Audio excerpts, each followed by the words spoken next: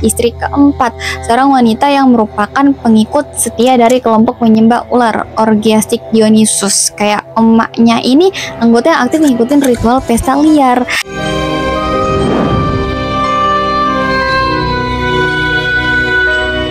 Assalamualaikum, here we go. Ketemu lagi dengan aku Sarah Ladiu, pencerita yang nemenin kamu dimanapun kalian berada. The for part you guys are always in my heart. Oke, topik hari ini adalah tentang teori atau misteri dari siapa sih Raja Zulkarnain. Kisah ekspedisi dari ribuan tahun yang lalu, kisah berabad-abad yang masih melegenda sampai detik ini. Sosok yang terkenal sebagai seorang tokoh heroik, penakluk, dan penjelajah terkenal nih, tapi gak ada satupun yang tahu identitasnya siapa. Bahkan nama aslinya aja loh sampai sekarang masih didebatin, Le.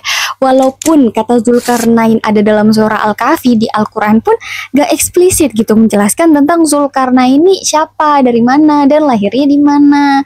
Jadilah muncul banyak spekulasi, opini-opini berbeda. Mayoritas ulama klasik bilangnya Zulkarnain adalah Alexander Agung. Tapi zaman sekarang banyak sejarawan modern justru berkata Zulkarnain tuh Cyrus the Great. Yang bener yang mana nih, Le? Apalagi orang-orang Arab bilangnya Zulkarnain itu Raja Yaman. Nah, di sini aku bakal bahas semua teori konspirasi tentang sosok Raja Zulkarnain. Dan nanti di akhir video akan aku cantumin juga dari mana sumber seluruh informasi yang ada di video ini. Oke? Sepakat ya, biar kalian bisa telusurin juga nih, mungkin aja gitu aku salah memahami atau salah menyampaikan informasi, ya kan? Baiklah, bagaimana ceritanya? Let's jump into the story.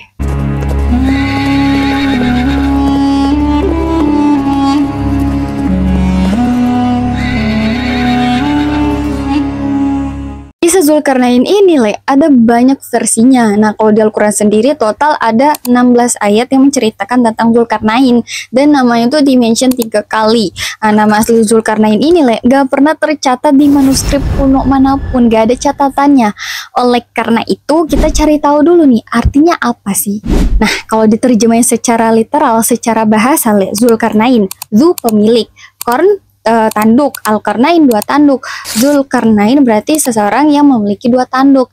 Tapi ya, Le, kata korn ini bisa punya arti lain, bisa berarti rambut, mahkota, atau bagian atas kepala, pinggiran matahari, dan lain-lain. Jadi artinya bisa banyak. Kalau dilihat dari bahasa Semit ini, Le, rumpun bahasa kuno yang akarnya sama, nenek moyangnya sama dari ribuan tahun yang lalu. Nah, dari bahasa Semit kayak Akadia, Ibrani, dan Surya, kata korn kalau diterjemahin artinya sama. Misal gini, Le, air dalam bahasa Indonesia kan air yang bisa diminum, beda cair. Nah, kalau di bahasa Inggris tulisannya air, dibacanya air, artinya udara. Beda negara, beda cara baca, beda maknanya. Nah, kalau korn ini enggak, Le, dari bahasa Semit, bahasa kuno sampai zaman sekarang ya artinya enggak berubah. Padahal beda negara. Mungkin dialeknya, logatnya juga beda, tapi maknanya mirip. Paham ya, Le? Epiknya ya, makna kata korn dalam semua bahasa, Le, punya makna tersirat yang sama, yaitu kekuatan dan kemuliaan. Bahkan ya, Le, dalam bahasa Inggris kata tanduk ini berasal dari bahasa Latin, tulisannya corno. Kalau dibaca mirip juga dengan kata korn. Dan di Al-Quran sosok ini dinamakan Zulkarnain. Nah, pendapat paling kuat, Le, bilangnya kalau Zulkarnain ini adalah seorang raja yang soleh. Dia punya kerajaan yang besar, kekuatan prajurit yang sangat amat luar biasa besar juga, tahta, kekuasaan, alat perang dia juga punya. Bayangin, Le, punya power segede itu. Dan emang dalam Al-Quran udah disebutin, sungguh kami telah memberi kedudukan kepadanya di bumi, dan kami telah memberikan jalan kepadanya untuk mencapai segala sesuatu. Jadi, Le, Allah ngasih ke Zulkarnain segala sesuatu yang dia butuhin di dunia sebagai seorang raja. Bener-bener dijamin dan difasilitasi. Dengan privilege itu, akhirnya Zulkarnain dapat menjelajahi seluruh dunia dan menguasai kerajaan-kerajaan di bumi. Semua negeri dan raja-raja pada masa itu, Le, semua bangsa baik Arab maupun non-Arab tunduk kepadanya. Nah, ini aku mau bahas dulu perjalanan ekspedisinya yang melegenda, Le, yaitu menuju barat, timur, dan Al-Sabtain atau 2 gunung 2 bukit gitu.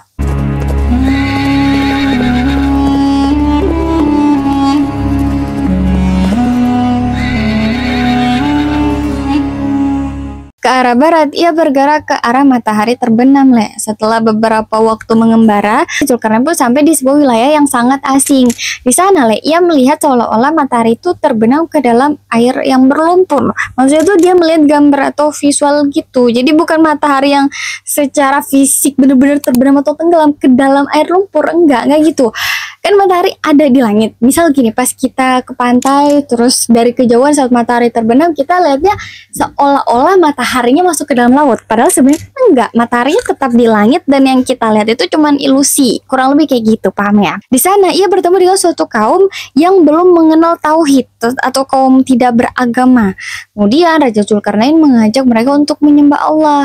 Terus turun firman ayat 86 Al-Kahfi, kami berfirman, wahai Zulkarnain, engkau boleh menghukum atau berbuat kebaikan kepada mereka dengan mengajak mereka beriman. Itu kan di barat ya. Setelah dari barat, Zulkarnain dan tentaranya lalu melanjutkan perjalanan bergerak menuju timur, Le, arah matahari terbit. Di sana diceritakan gitu, Zulkarnain menemukan suatu kaum yang hidup tanpa perlindungan matahari, Le. Ciri-cirinya, satu, mereka tuh bertubuh kecil, terus hidup tanpa pakaian alias nekat. Nah, mereka tuh tinggal di lubang-lubang bawah tanah dan menggantungkan hidup pada hasil tangkapan ikan. Jadi mereka nggak punya rumah. Terus di wilayah itu juga nggak ada pepohonan, Le. Bener-bener mereka tuh tinggal di kondisi yang berbeda dari masyarakat umumnya. Cuaca di sana, Le, itu panas terik yang ekstrim. Jadi di wilayah itu hampir nggak ada tempat berteduh, nggak ada pepohonan, nggak ada gunung, apalagi bangunan nggak ada. Jadi sinar matahari tuh langsung kena. Kaum ini, Le, hidup di lingkungan yang jauh dari peradaban. Wilayah mereka tuh tertinggal kagak tau cara bikin rumah, kayak terisolasi dari kemajuan zaman gitu. Saat matahari terbit, mereka bersembunyi di bawah-bawah tanah, jadi kayak masuk ke dalam. Dan saat matahari terbenam, mereka baru beraktivitas, baru keluar untuk mencari penghidupan. Dan ingat, mereka ini kan hidup tanpa pakaian, hidup telanjang kayak hewan, Le. Beberapa buku geografi dan tafsir menggambarkan kaum ini mirip dengan suku Zanj, orang Zanj atau orang Negro. Nah, setelah dari barat ke timur udah, ia pun kembali mengembara lagi karena melanjutkan perjalanan.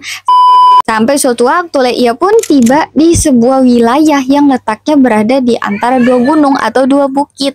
Nah, penduduk di daerah itu, Le, menggunakan bahasa yang sulit dipahami dan mungkin dengan bahasa isyarat atau bahasa tubuh. Intinya mereka tuh ngomong, minta tolong kayak, wahai Zulkarnain, tolong bantu kami. Ada satu bangsa di sana gak jauh dari sini yang membawa kerusakan besar. Singkatnya, Zulkarnain pun membantu kaum itu. Kayak yang udah kita tahu kan, Zulkarnain membangun tembok atau dinding untuk menghalangi Ya'juj Ma'juj. Oke, itu kan udah ciri-ciri Zulkarnain dan hal umum yang menjelaskan tentang dia. Nah, sekarang kita masuk ke teori konspirasinya. Dari 4 orang terkenal yang akan aku bahas ini, Le, mereka adalah orang-orang yang sering didebatkan sebagai Zulkarnain. Nanti kita bandingin kira-kira siapa sih yang paling cocok dan sesuai dengan Zulkarnain dalam Al-Quran.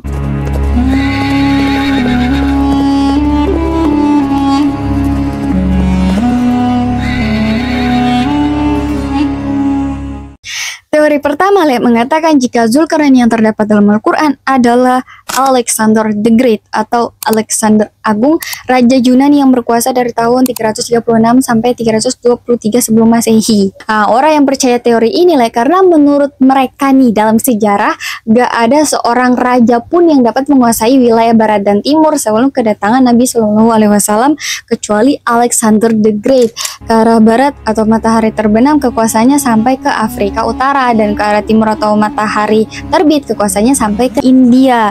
Alexander the Great menjadi raja, Le, saat berusia 20 tahun. Setelah bapaknya dibunuh, dia ngewarisin tahta yang saat itu gak stabil, kayak banyak yang mau memberontak. Nah, gak butuh waktu lama, ia pun langsung berhasil mengendalikan keadaan dan menyatukan raja-raja Romawi yang sebelumnya terpecah belah.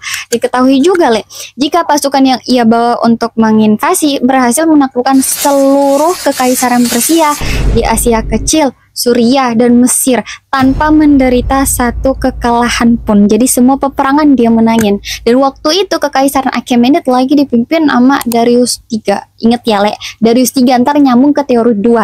Singkatnya, dalam waktu kurang dari 1 dekade, Le, saat usianya baru 25 tahun, ia pun menjadi pemimpin bangsa Yunani, penguasa Asia Kecil, dan Raja Mesir atau Firaun. Ia membawa peradaban rasional Yunani ke dunia timur dan mengawinkan ke kedua kebudayaan itu, Yunani dan Persia.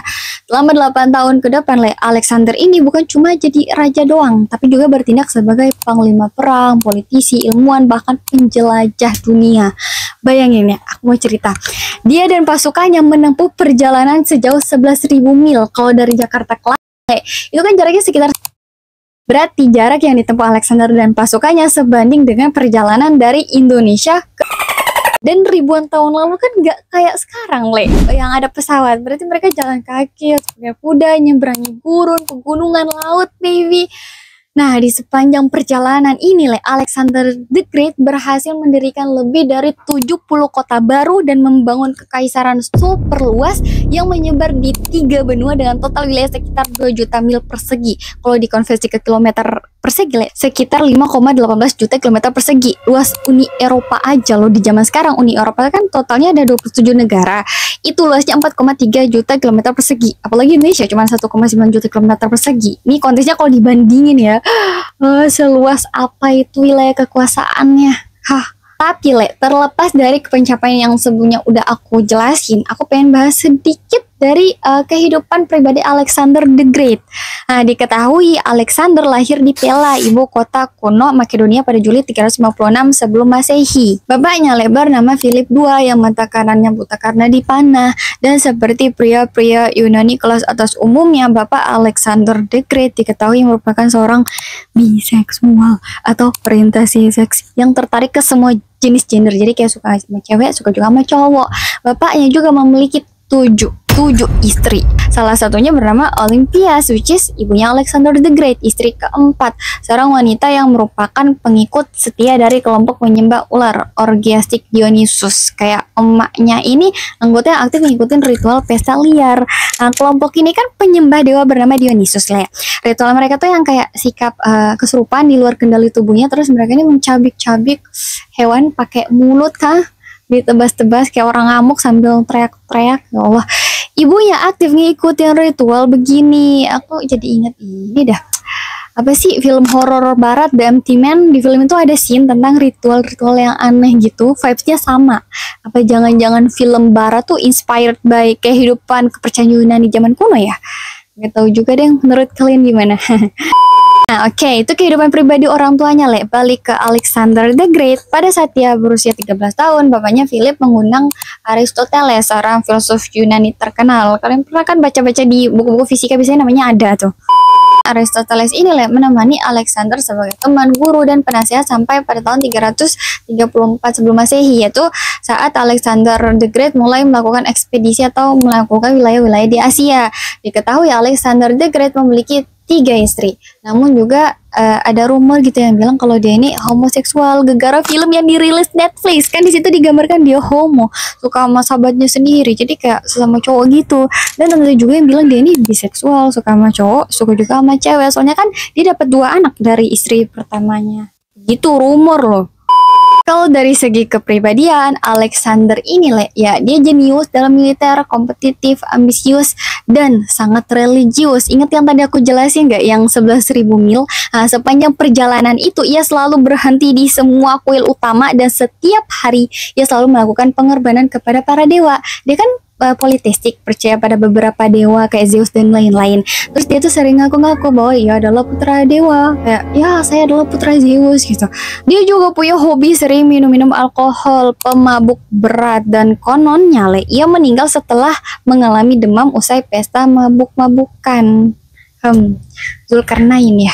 Tapi kalau dilihat dari sisi keimanan agak jauh ya, Le. Soalnya Alexander ini penganut politeisme dan suka pesta mabuk-mabukan. Jadi kalau disandingkan dengan sosok Zulkarnain yang soleh agak nggak nyambung gitu. Menurut kalian gimana? Teori kedua Le mengatakan bahwa Zulkarnain adalah Cyrus the Great atau Cyrus Agung II yang lahir di antara tahun 590 sampai 580 sebelum Masehi di wilayah bernama Persis. Kalau sekarang itu udah jadi Iran modern. Bapaknya bernama Kambises I yang berkuasa pada abad ke-6 Masehi, sebelum Masehi. Sementara ibunya bernama Manden. Mereka menikah dan lahirlah Cyrus Agung II. Sebelum Cyrus II lahir, aku nyebutnya Cyrus II aja ya biar nggak kepanjangan. Nah, sebelum Cyrus II lahir atau sebelum dia berkuasa, wilayah Persia ini masih berupa kerajaan-kerajaan kecil kayak Ansan, Media.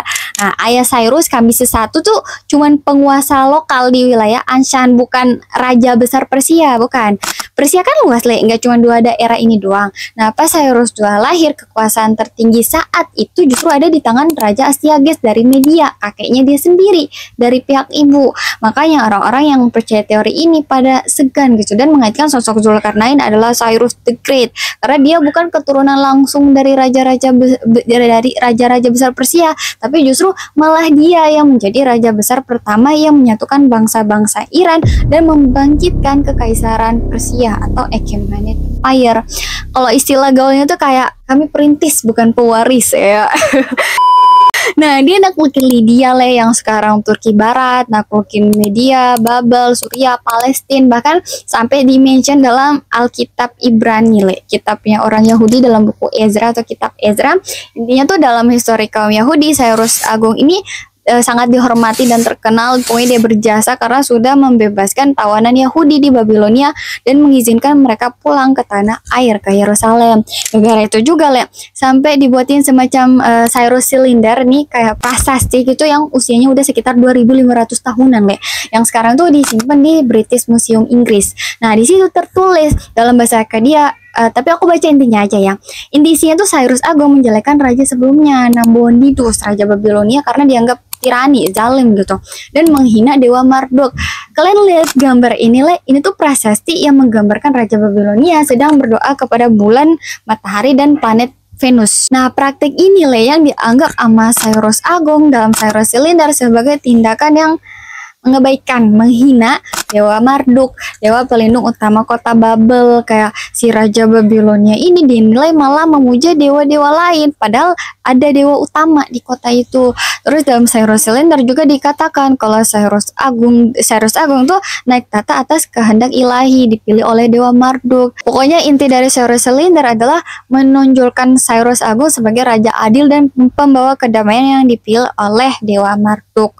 Karena hal ini, sebagian orang menilai bahwa Cyrus II merupakan penganut politeisme, kayak nyembah banyak dewa atau banyak Tuhan. Namun beberapa sarjana modern saat ini menilai jika Cyrus Agung menganut ajaran Zoroastrianisme, dan perlu diketahui gak ada manuskrip kuno satupun yang secara jelas menjelaskan apa agama yang dianut Cyrus Agung. Jadi kayak ya spekulasi pokoknya semuanya itu gak ada buktinya. Singkatnya, dari bagian barat Laut Mediterania dan Hellespont sampai ke timur Sungai Indus, Cyrus the Great berhasil ngebangun kekaisaran terbesar di dunia pada masa itu, Kekaisaran Achaemenid namanya, yang mencakup total hampir 5,5 juta kilometer persegi atau 2,1 juta mil persegi. Kebangkitan Persia di bawah Cyrus benar-benar mengubah sejarah dunia dari filsafat, sastra, dan agama. Persia punya pengaruh yang besar selama 1000 tahun ke depan, apalagi pas masa Islamic Golden Age. Budaya dan pemikiran Persia itu menjadi tulang punggung ilmu, pengetahuan, dan peradaban waktu itu. Pengaruh dan kekuasaan Cyrus II lebih besar daripada kekuasaan Alexander the Great. Mereka juga kalau nggak salah tuh beda 200 tahunan, si Cyrus Agung yang hidup duluan. Walaupun nanti kekaisarannya bakal ditumbangin sama Alexander, si Raja Makedonia yang tadi, posisi Cyrus the Great tetap jauh di atas dia dalam hal pengaruh dan warisan yang ditinggalkan. Banyak tokoh besar sepanjang sejarah yang ngefans sama dia, ngefans sama Cyrus the Great. Mulai dari Thomas Jefferson, bapak pendiri Amerika Serikat dan presiden ketiga US, dia ngefans sama Cyrus II. Terus ada Muhammad Reza Pahlavi, Raja Iran. Kayaknya aku pernah mention di video sebelumnya. Ada David Ben Gurion, Perdana Menteri pertama Israel dan merupakan salah satu pendiri Zionisme. Jadi para fansnya tuh orang-orang barat ngeidolain Cyrus II. Lucunya Alexander yang nantinya bakal ngerebut kekuasaan Persia itu justru ngefans berat sama Cyrus sejak kecil. Jadi sejak kecil si Alexander ini sering baca buku namanya Cyropedia. Di buku itu nyeritain tentang kebijaksanaan, keberanian, dan cara Cyrus memimpin rakyatnya. Bahkan tahu nggak, saat Alexander akhirnya berhasil menaklukkan Persia, dia sengaja datang berkunjung ke makam Cyrus dan meminta supaya bagian dalam makam Cyrus Agung tuh dihias. Kayak bener-bener tanda hormat dari seorang penakluk untuk penakluk yang lebih dulu jadi legend ya. Kalau dari kehidupan pribadinya, Cyrus Agung ini memiliki istri bernama Kasandane, pokoknya itulah, dan 5 orang anak, 3 cowok, 2 cowok, 3 cewek. Ada Kambises 2 cowok, Atosa cewek, Artiston cewek, Roxanne cewek, Esmerdis Berdia cowok. Nah, yang ngelanjutin tahtanya tuh Kambises II yang lalu nikah sama Atosa, saudaranya sendiri. Ya, kalian gak salah denger, istilahnya tuh incest. For your information, dalam agama Zoroastrianisme yang dianut sebagian besar orang Persia pada masa itu, real fact-nya emang ada bentuk perkawinan kerabat yang disebut swedoda, semacam pernikahan antar saudara, ayah sama anak perempuan atau ibu sama anak laki-laki. Tindakan ini dianggap perbuatan suci karena meniru kesatuan ilahi dari ciptaan Tuhan. Aku agak bingung sebenarnya, tapi mungkin gak sih ada hubungannya sama kisah anak Nabi Adam? Maybe, menurut kalian gimana? Lanjut ke teori ketiga, sebenarnya teori ini masih nyambung dengan 2 tokoh sebelumnya, karena setelah Kambises II meninggal, Darius I yang jadi raja penggantinya. Nah, diketahui Darius I ini lahir pada 550 sebelum Masehi. Ia berkuasa dari 522 sampai 486 sebelum Masehi. Dan tahu nggak kekaisaran Persia berada di puncak kejayaan itu dipimpin di bawah kepemimpinan siapa coba? Kalau kalian jawabannya Cyrus Agung II, salah yang bener itu Darius I.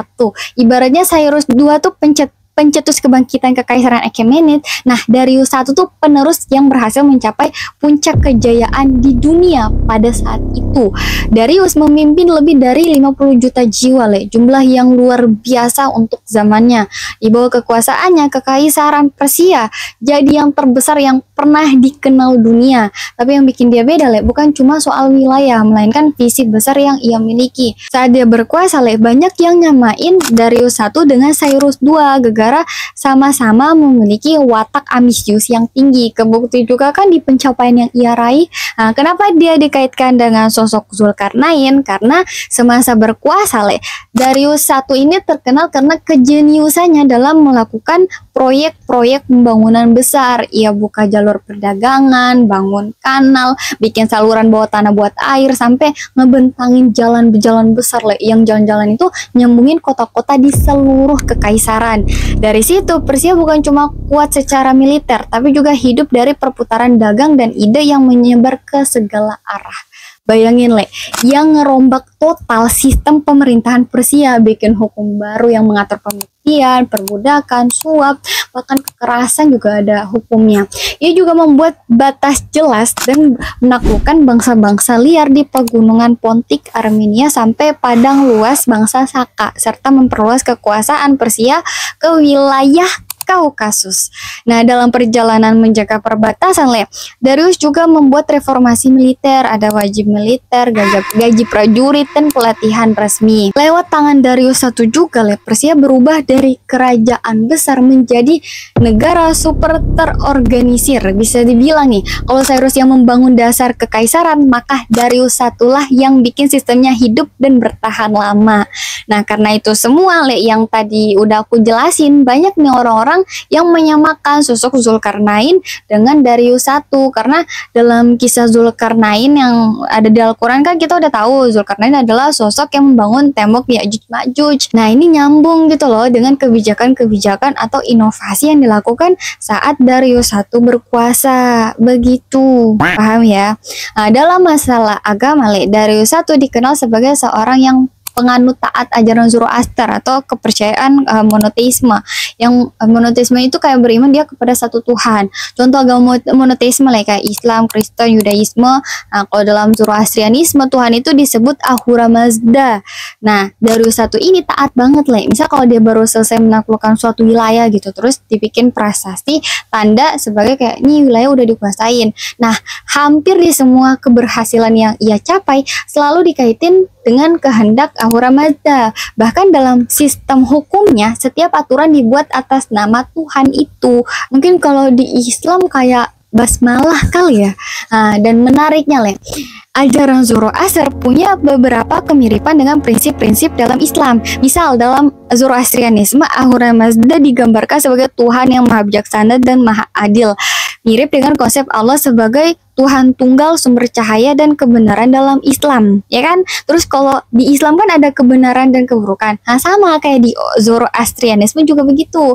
Menurut kalian Zulkarnain lebih mirip siapa? Sebelum mutusin kalian denger dulu teori keempat. Teori yang terakhir Le mengatakan jika Zulkarnain adalah Raja Yaman dari kerajaan atau bangsa Himyar bernama Asyab bin Marathi bin Al-Harith bin Ar-Ra'ish. Ada juga sumber lain itu menyebut bahwa namanya tuh Abu Karib Umair bin Afrikishi Al-Himyari. Sekilas baru dengar kayak, hah? Ini ada dua orang apa gimana? Nah sebenarnya Le, ini tuh maksudnya satu orang yang sama kayak nama Asyab bin pokoknya itu tadi. Asyab bin Marathi bin Al-Haris bin Ar-Ra'ish itu bentuk nasab atau nama lahir lengkap, semacam nama keluarga besar biar untuk ngasih tahu nih asal keturunannya dari siapa gitu. Nah kalau Abu Karib Umair bin Afrikishi Al-Himyar itu lebih ke gelar kehormatan atau nama kerajaan. Jadi gampangnya Le, yang satu Asyab bin Marathi itu nama lengkap silsilahnya, sementara yang satu lagi Abu Karib Umair itu gelar resmi dan nama kerajaannya. Dua-duanya ngomongin satu sosok yang sama, yaitu seorang Raja Himyar yang dipercaya sebagian sejarawan sebagai Zulkarnain versi Arab. Tapi di sini aku sebutnya Abu Karib aja ya Le, biar gampang gitu, nggak kepanjangan. Nah diketahui ia memerintah di antara tahun 300 sampai 320 sebelum Masehi. Kekuasaan Abu Karib meluas hingga mencapai ujung timur dan barat bumi. Teori ini Le didasarkan dari fakta terdapat kemiripan linguistik dan tradisi nama bahwa raja-raja Yaman kuno Le sering memakai kata Zu di depan nama mereka, contoh kayak Zun Marathi, Zun Nadi, Zun Non, dan lain-lain. Nah, dari sini Le, orang-orang yang percaya pada teori ini berpendapat gini, kata Zu kan dari bahasa Arab ya, mereka bilang gini, bagaimana bisa Alexander Agung dapat dikaitkan dengan bahasa Arab dengan gelar atau nama yang bukan bahasanya? Kayak mereka nolak gitu loh, soalnya Alexander kan orang Yunani, tapi beberapa sejarawan berpendapat kalau teori ini Le cuman atas dasar bangga-banggaan gitu, kayak biar sosok seperti Zulkarnain ya dari bangsa mereka. Jadi pendapat itu bisa dibilang teori Himyar ini lebih ke arah identitas kultural daripada historis, karena dorongan utamanya adalah kebanggaan bangsa Arab untuk menempatkan sosok kayak tokoh besar Al-Quran sebagai bagian dari sejarah mereka sendiri. Tapi nggak tahu juga deh, ini kan cuma pendapat lah ya. Lagian teori-teori lain juga kan cocok logi semua. Mungkin aja kan Le, sejarah bangsa mereka kan udah duluan pakai kata itu. Ya itu dia Le, 4 tokoh yang paling banyak dipercayai orang-orang. Kalian paham gak sih apa yang aku ceritain? Semoga paham ya Le. Menurut kalian siapa yang paling mirip? Tapi tahu gak sih pembahasan tentang ini tuh emang banyak banget pendapatnya. Topik tentang sosok asli Zulkarnain ini Le sudah didebatkan sejak zaman kuno. Garis keturunan Zulkarnain dari mana, kepribadiannya seperti apa, waktunya kapan, dan di wilayah mana. Semuanya masih menjadi misteri menurutku ya, karena kan nggak ada bukti yang jelas banget gitu, semuanya didasari cocok logi, tapi ya namanya juga teori konspirasi Le. Baiklah itu saja, semoga kalian terhibur ya dengan video ini. Sampai ketemu di video menarik selanjutnya. Jangan lupa Le, kalau kalian punya topik menarik komen-komen aja ya di video ini, atau video lain bebas komen aja. Gue yuk komen, bye bye.